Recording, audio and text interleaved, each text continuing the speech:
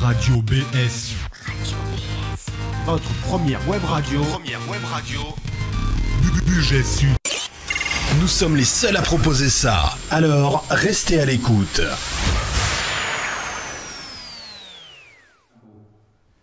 La confession d'un enfant du siècle est son seul roman, quasiment autobiographique. C'est une œuvre expiatoire, une sorte d'auto-analyse. Il a 23 ans quand il l'écrit. C'est après la première rupture avec George Sand.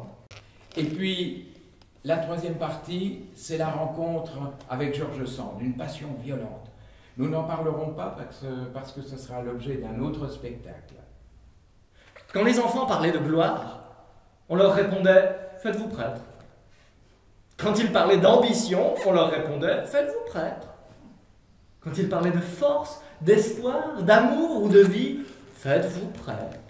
Cependant, il monta à la tribune où harangue un homme qui tenait à la main un contrat entre le roi et le peuple. L'amour est rien d'autre. Aimer est quelque chose. Le reste n'est rien. L'amour est tout. À peine avais-je posé ma tête sur le chevet que je me redressais tout à coup contre le mur comme si tous les muscles de mon corps fussent devenus de bois. Je descendis de mon lit en criant, les bras étendus, et ne pouvant marcher que sur les talons, tant les nerfs de mes orteils étaient crispés.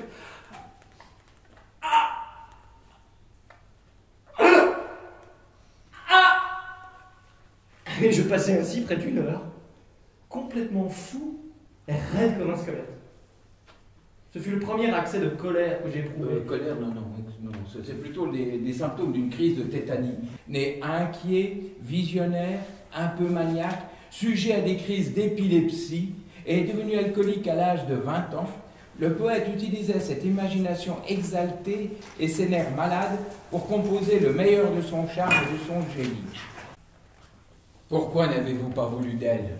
Vous êtes bien écouté, c'est une jolie femme. Plaisantez-vous? Croyez-vous qu'une pareille femme puisse être ma maîtresse? Croyez-vous que je consente à partager avec un autre? Songez-vous qu'elle-même avoue qu'un autre la possède? Voulez-vous que j'oublie que je l'aime afin de la posséder aussi?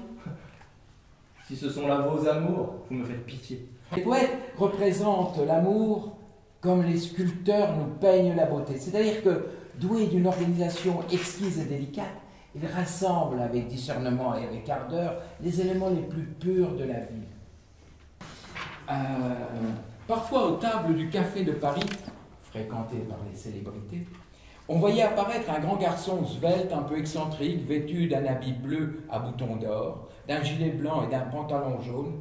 Oui, il faut savoir que les romantiques s'habillaient toujours de couleur, de façon à ne pas s'identifier au bourgeois qui était lui habillé tout en noir. Ce n'était pas de l'amour que je ressentais, c'était de la soif. Mon corps aimait le sien. J'étais pris de beauté comme on est pris de vin. Je sus qu'elle s'appelait Marco. Marco n'était pas une fille ordinaire, elle était entretenue et presque mariée à l'ambassadeur d'Italie. Elle était de Naples et son Italie lui battait dans le cœur.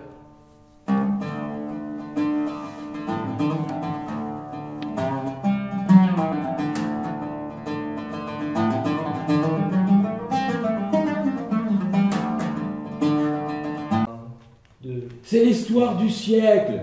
Tu as le mois de mai sur les joues et le mois de janvier dans le cœur. Allez, bois, mélange, cognac, bière. Je t'en prie, j'ai encore ma raison. Je pense, donc je souffre. Ah. Non, je vais écrire du théâtre.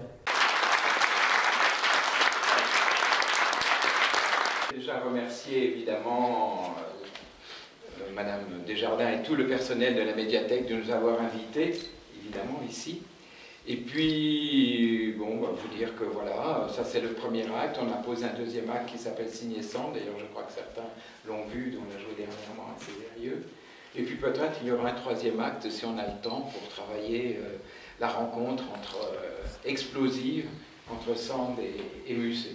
Voilà, le but de mon travail, en général, je viens pas souvent à Belay, je viens quasiment même jamais, parce que je travaille dans les villages. Le but c'est de faire des actions artistiques et de présenter dans les villages en ayant comme territoire le territoire de la communauté de communes Bugey Sud. Il y a plusieurs choses. Il y a déjà, c'est faire entendre des langues qu'on n'a pas l'habitude, qu'on n'a plus l'habitude. Et quand on prend un livre de Musset, bien souvent, on nous tombe des mains. Enfin, j'imagine qu'il n'y en a pas beaucoup qui soient à être retirés régulièrement. Voilà. Donc, et je trouve que c'est une langue formidable. Et c'était Musset-Sand, en fin de compte. C'était d'associer les deux. Et puis, c'était leur histoire aussi. C'était deux écritures très différentes. Lui, l'aristocrate qui s'est brûlé, hein, avec le vin, avec l'alcool. Pas le vin, l'alcool de toutes sortes. Hein.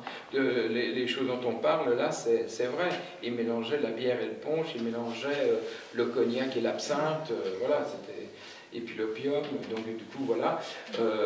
Donc il s'est un peu brûlé. Et puis Sand, qui était le contraire, qui était quelqu'un qui écrivait, lui, il était finissant comme une couleuvre. Il avait des facilités. Et puis il écrivait très vite, comme ça, clac, clac. Et puis elle, qui était une travailleuse, qui était une féministe, qui s'inscrivait vraiment dans un autre processus, c'était la rencontre de ces deux-là. Et puis c'est aussi une époque, moi qui me parle, parce que je trouve qu'on y retrouve des choses d'aujourd'hui. C'est-à-dire vraiment, il y avait un changement de société. Moi, il me fait penser à des gens d'aujourd'hui, cet acteur que vous avez peut-être connu, Patrick Devers, qui s'est suicidé. Complètement. En plus, moi, je l'ai un tout petit peu fréquenté. C'était comme lui. S'ils n'avaient pas les drogues toute la journée, et comme Musset aussi, s'il n'avait pas même une fille à côté de lui, même pour rien faire, simplement il y avait une fille, une présence humaine qui n'était pas un homme, mais il ne pouvait pas aller jusqu'à la fin de la journée. Hein. Et il a joué, il a tenté de jouer. Ou aussi, il avait ce côté, alors bon, Patrick Devers sur le côté écorché, mais aussi Gainsbourg, aristocrate, un peu cynique, un peu... Il y a de ça.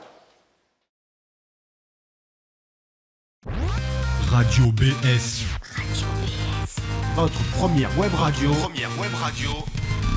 Bugey Sud.